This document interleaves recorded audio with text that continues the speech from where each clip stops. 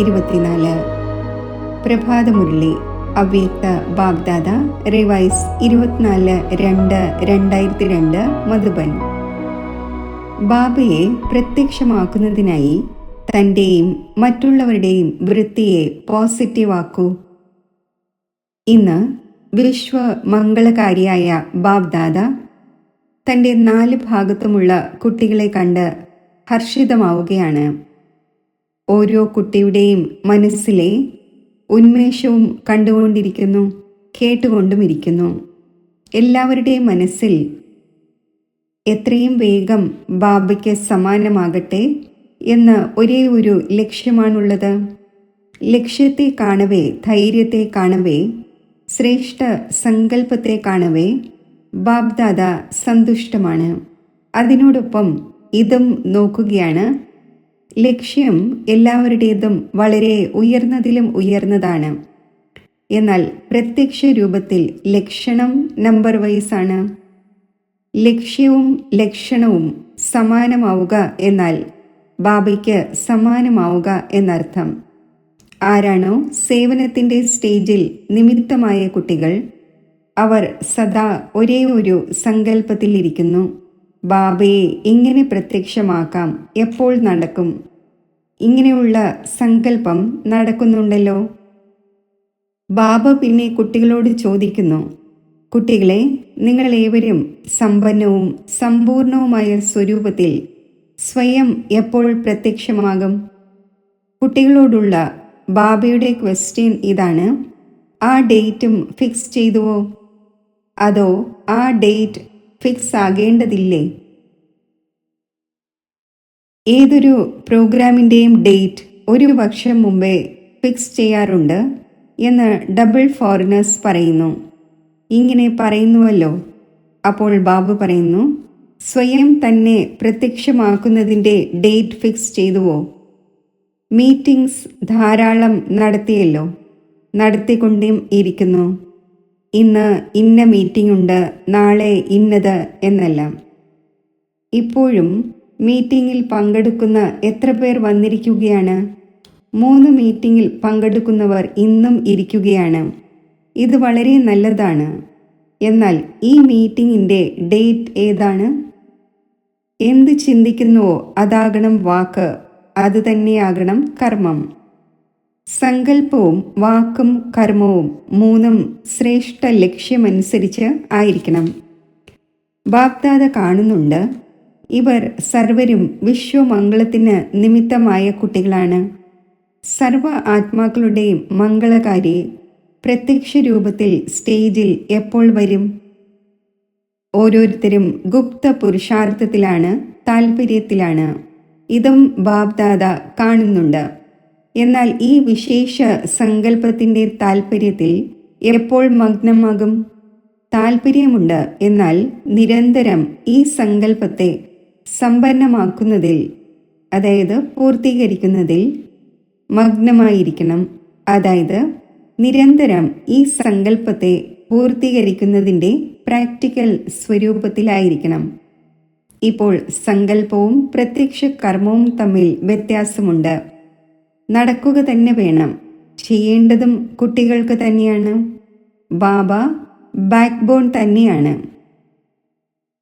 അപ്പോൾ ബാബ്ദാദ നോക്കുകയായിരുന്നു, ഏറ്റവും തീവ്രഗതിയിലുള്ള സേവനമാണ് വൃത്തിയിലൂടെ വൈബ്രേഷൻ വ്യാപിപ്പിക്കുന്നത്.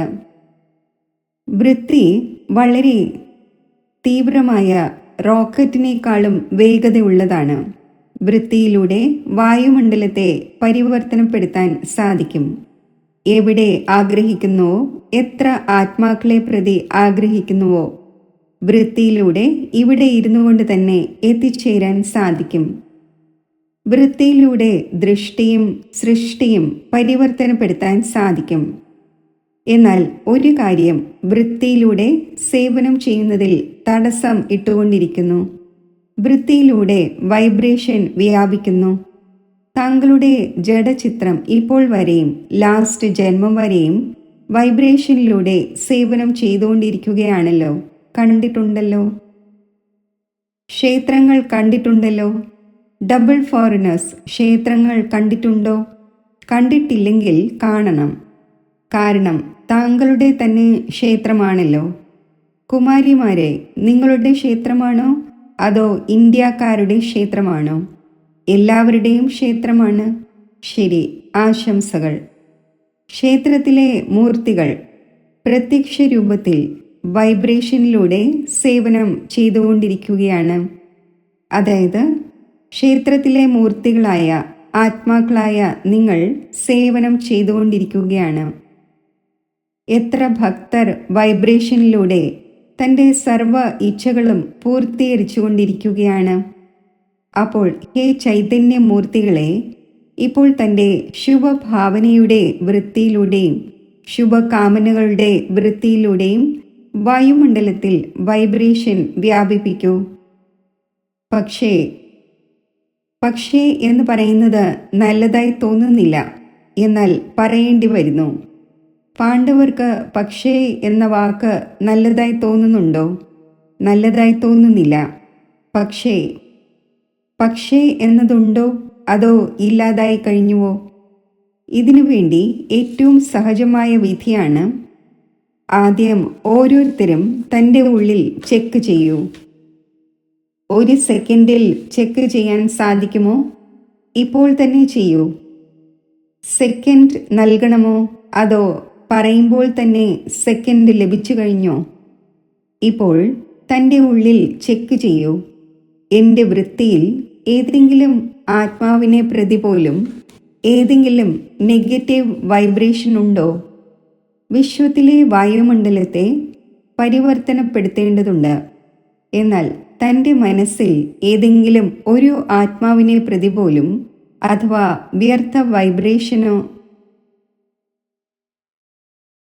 അഥവാ സത്യമായ വൈബ്രേഷനും നെഗറ്റീവ് ആണെങ്കിൽ അവർക്ക് വിശ്വപരിവർത്തനം ചെയ്യാൻ സാധിക്കില്ല. തടസ്സമുണ്ടായിക്കൊണ്ടിരിക്കും, സമയമെടുക്കും. വായുമണ്ഡലത്തിൽ പവർ വരികയില്ല. ചില കുട്ടികൾ പറയുന്നു, ഇവർ ഇങ്ങനെ തന്നെയാണല്ലോ എന്നാകുമ്പോൾ വൈബ്രേഷൻ ഉണ്ടാകുമല്ലോ. ബാബയ്ക്കും ജ്ഞാനം നൽകുന്നു. ബാബ, അങ്ങേക്കറിയില്ല, ആ ആത്മാവേ ഇങ്ങനെയാണ്.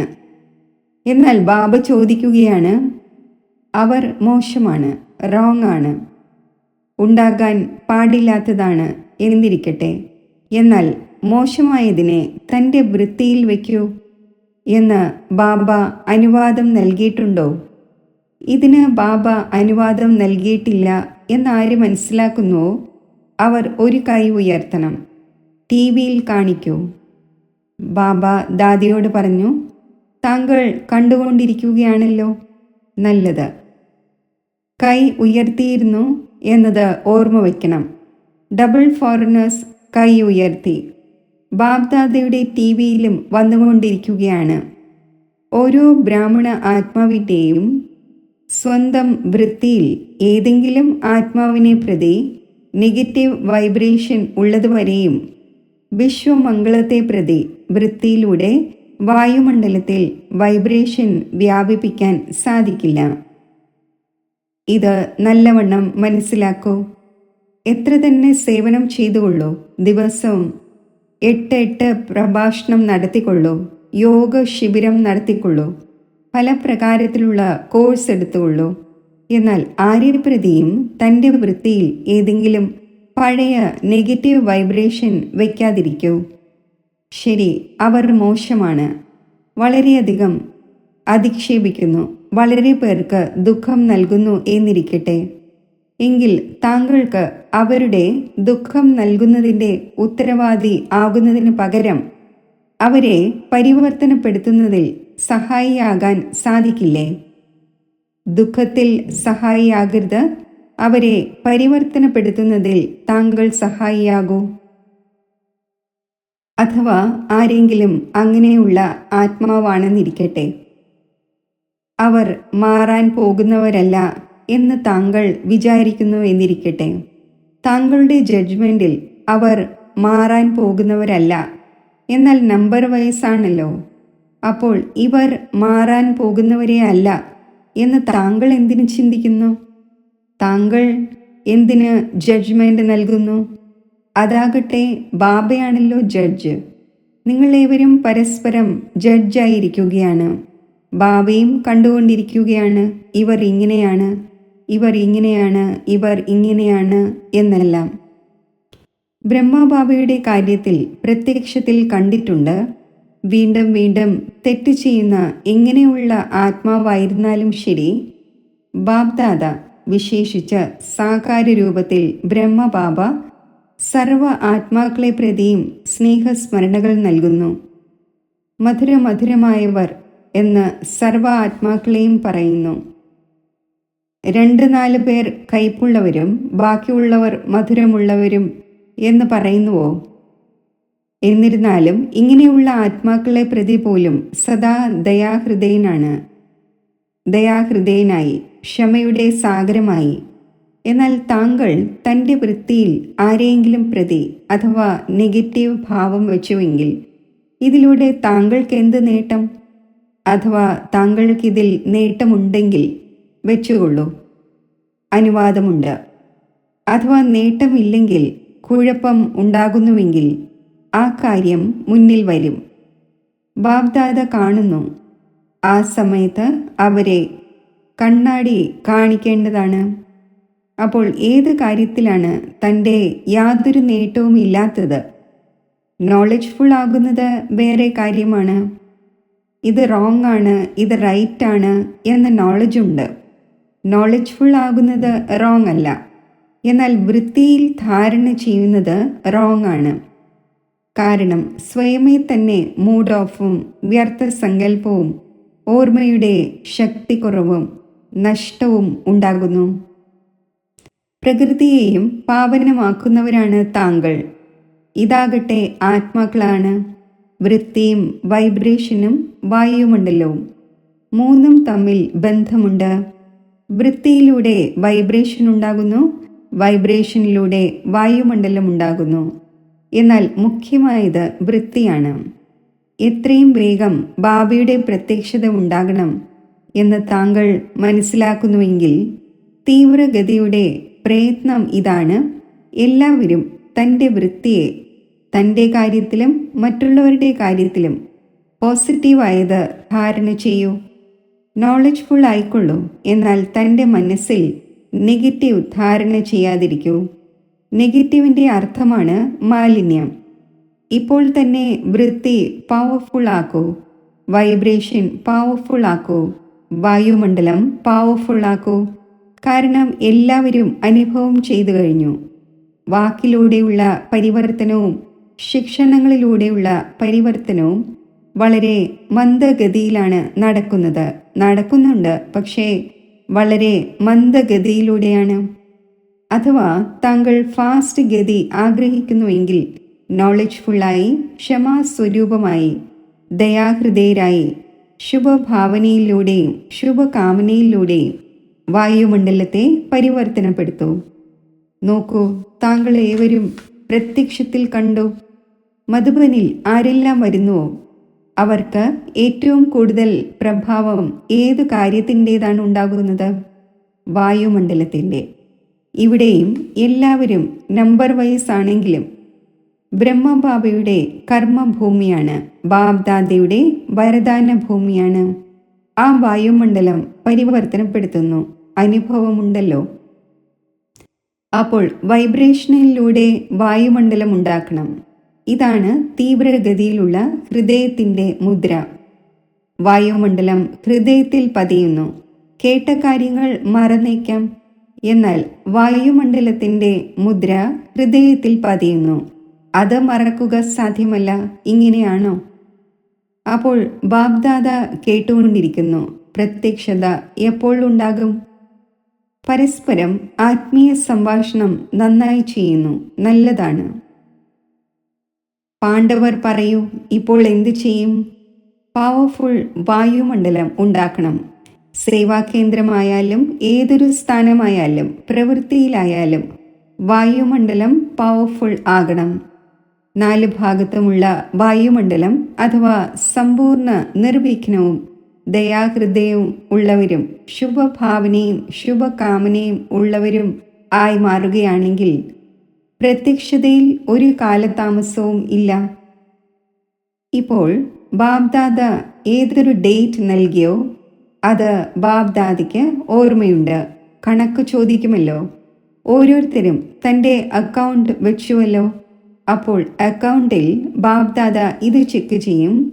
വൃത്തിയിൽ, ദൃഷ്ടിയിൽ, വാക്കിൽ ദയാഹൃദയവും ശുഭഭാവനയും ശുഭകാമനയും ഉള്ള ആത്മാവായി എത്ര പെർസെൻറ്റേജിൽ ഇരുന്നു?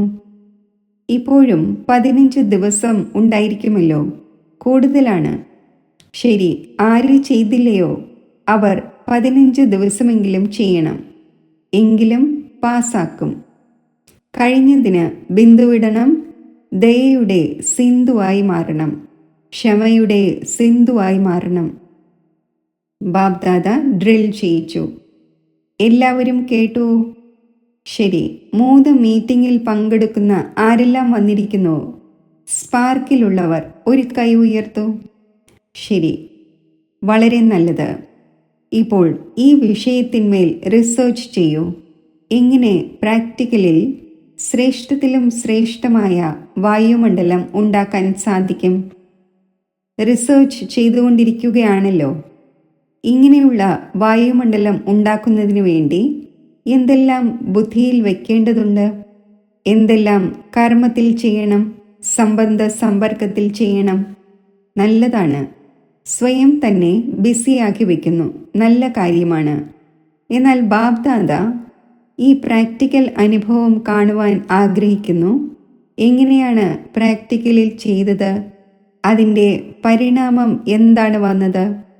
അഥവാ ഇടയിൽ എന്തെങ്കിലും തടസ്സം വന്നുവെങ്കിൽ എന്താണ് വന്നത്? ഈ അനുഭവം പ്രാക്ടിക്കലിൽ ചെയ്തു നോക്കൂ. കേവലം പോയിന്റ്സ് കണ്ടെത്തിയാൽ പോരാ. ഇത് ചെയ്യണം, ഇത് ചെയ്യണം എന്നല്ല, പോരാ. ചെയ്യൂ. അനുഭവം ചെയ്ത് എക്സാമ്പിളായി കാണിക്കൂ. ആ എക്സാമ്പിൾ മറ്റുള്ളവർക്കും സഹയോഗം നൽകും. ശരിയാണല്ലോ.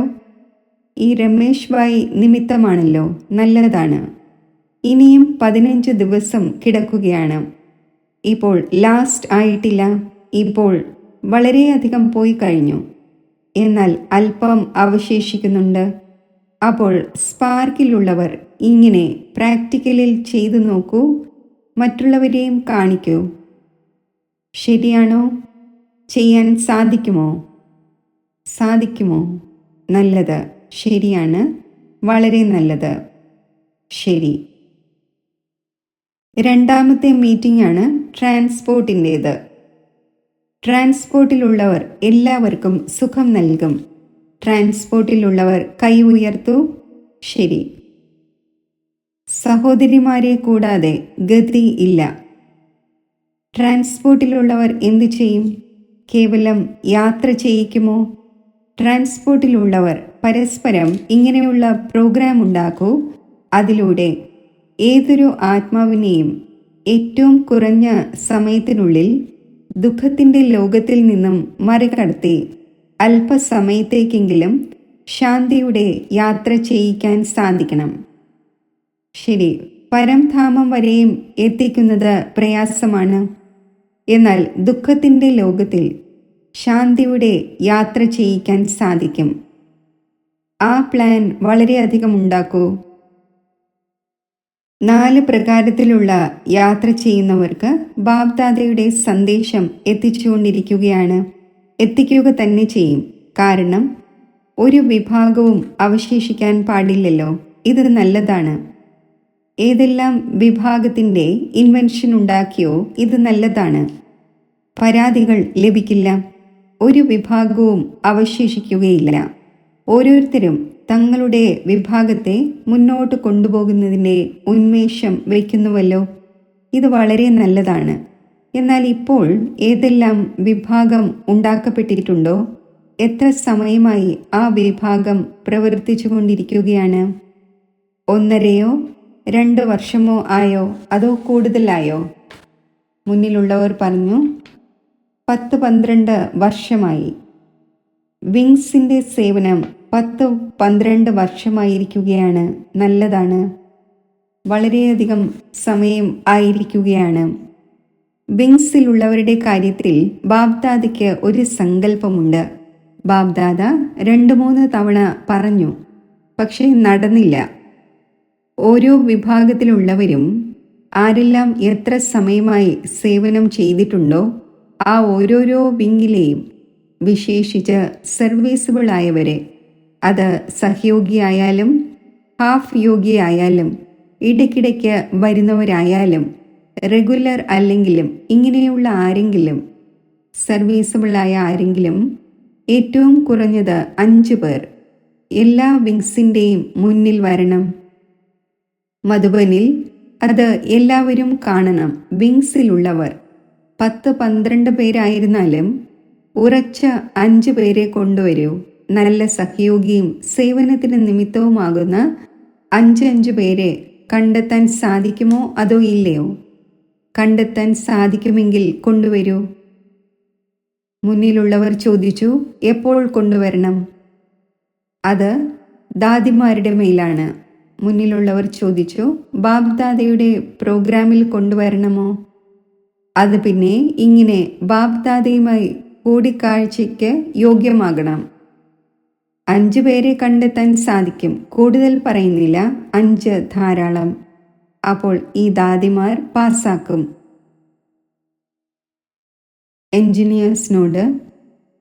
എഞ്ചിനീയേഴ്സിൻ്റെ ജോലി തന്നെ പ്ലാൻ ഉണ്ടാക്കുക എന്നതാണ്. അപ്പോൾ തീവ്ര പുരുഷാർത്ഥത്തിൻ്റെ ഏതെങ്കിലും പ്ലാൻ ഉണ്ടാക്കിയോ? അതോ കേവലം സേവനത്തിൻ്റെതാണോ ഉണ്ടാക്കിയത്? എഞ്ചിനീയേഴ്സ് ഓരോ മാസവും തീവ്ര പുരുഷാർത്ഥത്തിൻ്റെ ഏതെങ്കിലും പുതിയ പ്ലാൻ ഉണ്ടാക്കേണ്ടത് ആവശ്യമാണ്. അഭിപ്രായങ്ങൾ നൽകണം.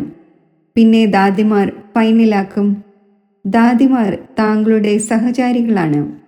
എന്നാൽ എഞ്ചിനീയേഴ്സും സയൻസിൻ്റെ വിജ്ഞാനത്തിൻ്റെ മേഖലയിലുള്ളവരും ഇങ്ങനെയുള്ള ഏതെങ്കിലും പ്ലാൻ ഉണ്ടാക്കണം.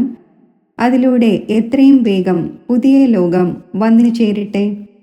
ഈ മീറ്റിംഗ് നടത്തിക്കൊണ്ടിരിക്കുകയും പ്ലാൻ ഉണ്ടാക്കിക്കൊണ്ടിരിക്കുകയും ചെയ്യുന്നത് എപ്പോൾ വരെ? ഏതെങ്കിലും തീവ്രഗതിയുടെ പ്ലാൻ ഉണ്ടാക്കൂ.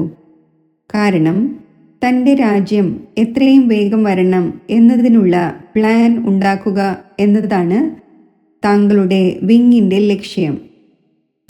അപ്പോൾ ഇങ്ങനെയും പ്ലാൻ തയ്യാറാക്കൂ.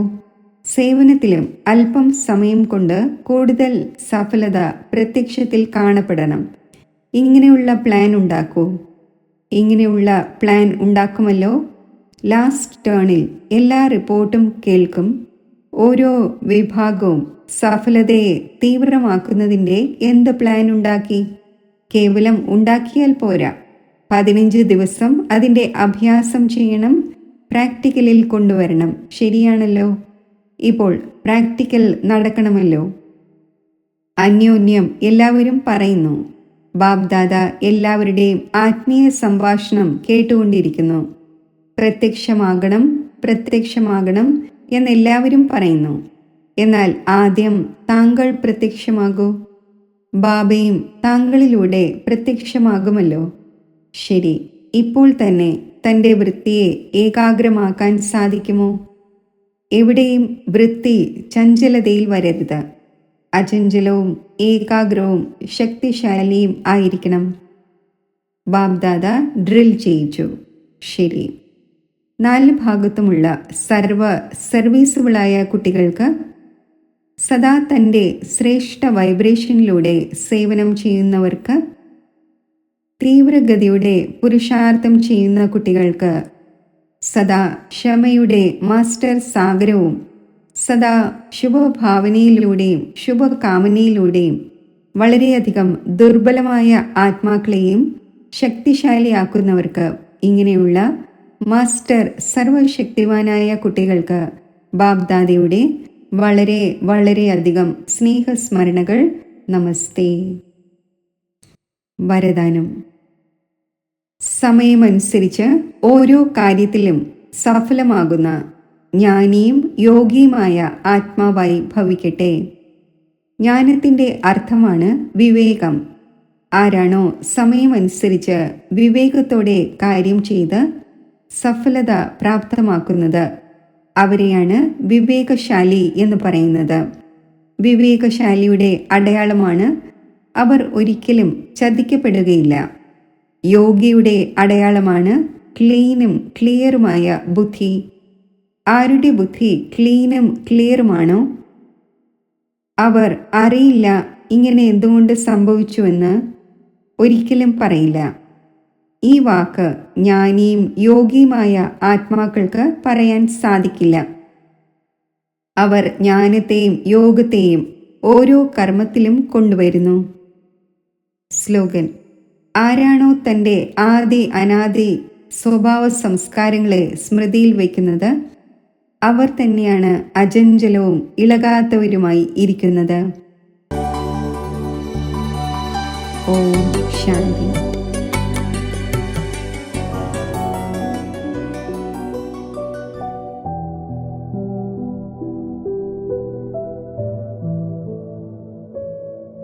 ഓം ശാന്തി.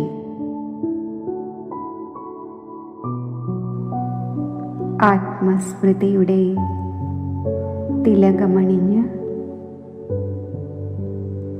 ഞാൻ ഒരു നിമിഷത്തിൽ ബ്രഹ്മലോകത്തിൽ പരമാത്മാവിൻ്റെ സമീപം എത്തിച്ചേരുന്നു.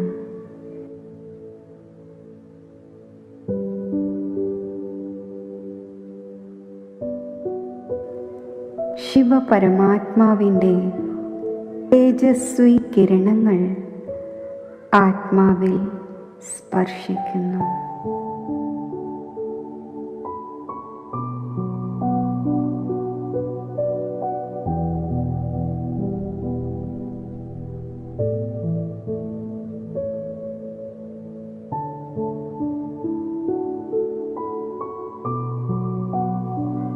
മധുരമായ ബാബ, എൻ്റെ മനസ്സും ബുദ്ധിയും ഞാൻ അങ്ങയിൽ സമർപ്പിക്കുകയാണ്.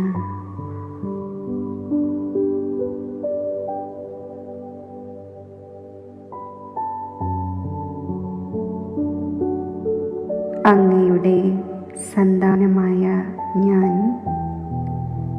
ഈ സമർപ്പണ ഭാവത്തോടെ അധികാരി സ്വരൂപത്തിൽ സ്ഥിതി ചെയ്യുമ്പോൾ സർവ ഈശ്വരീയ ഖജനാവുകളും എൻ്റെ ജന്മാവകാശമായി എനിക്ക് അനുഭവപ്പെടുന്നു.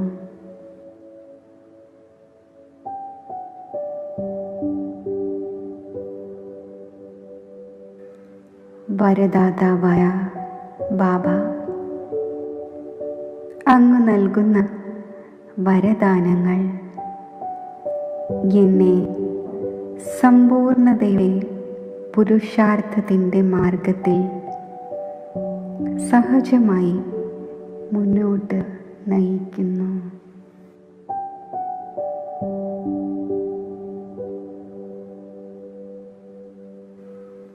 എൻ്റെ സുഹൃത്തായ ബാബ,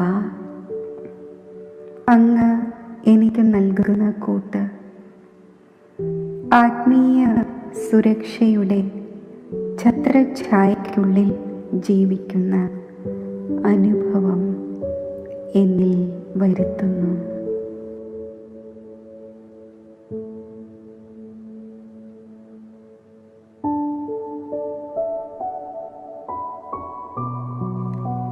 എൻ്റെ മാതാവും പിതാവുമായ ശിവപരമാത്മാ, അങ്ങയുടെ ഓർമ്മയാകുന്ന മടിത്തട്ടിൽ ഇരിക്കുമ്പോൾ എനിക്ക് അലൗകിക സന്തോഷത്തിൻ്റെയും അതീന്ദ്രിയ സുഖത്തിൻ്റെയും ഊഞ്ഞാലിലാടുന്ന അനുഭവമുണ്ടാകുന്നു.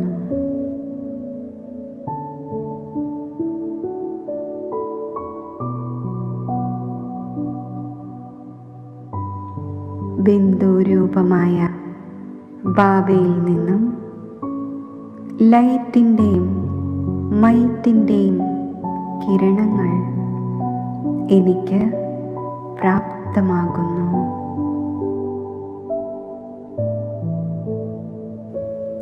ഞാൻ ശക്തിശാലി ബിന്ദു രൂപസ്ഥിതിയിൽ സ്ഥിതി ചെയ്യുന്നു. ഈ ശക്തിശാലി സ്ഥിതിയിൽ എൻ്റെ അനേകം ജന്മങ്ങളിലെ പാപങ്ങൾ ഭസ്മമാകുന്നു.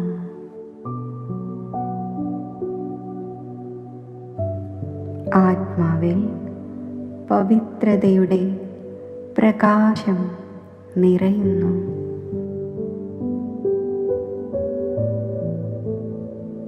വിശ്വമംഗളകാരിയായ ബാബയോടൊപ്പം ഞാൻ കമ്പൈൻഡ് രൂപത്തിലിരുന്ന് എൻ്റെ സങ്കല്പത്തിലൂടെയും വൃത്തിയിലൂടെയും സുഖത്തിൻ്റെയും ശാന്തിയുടെയും ശക്തിയുടെയും സ്നേഹത്തിൻ്റെയും ആനന്ദത്തിൻ്റെയും ആത്മീയ സുഗന്ധം വിശ്വമാകെ വ്യാപിപ്പിക്കുകയാണ്.